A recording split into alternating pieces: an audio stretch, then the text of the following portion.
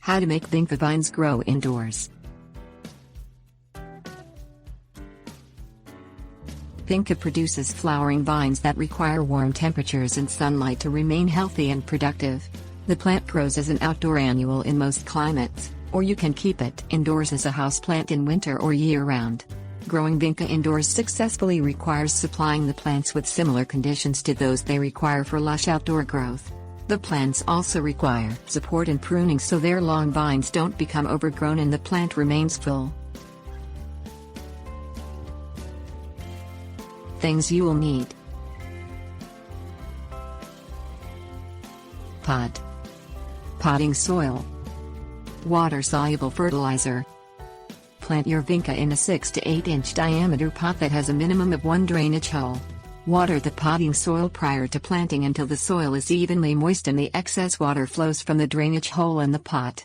Plant the Vinca at the same depth it was growing in its seedling pot or outside in the flower bed.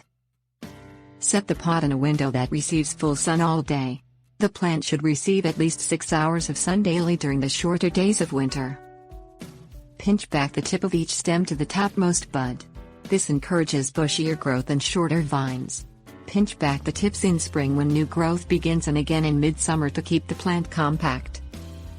Water your Vinca when the soil in the top 2 inches of the pot begins to lose moisture but before it dries out completely. Vinca kept indoors typically requires watering every 5 to 10 days.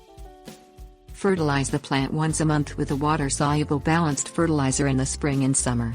Use the fertilizer amount directed on the package for the size of pot you're using.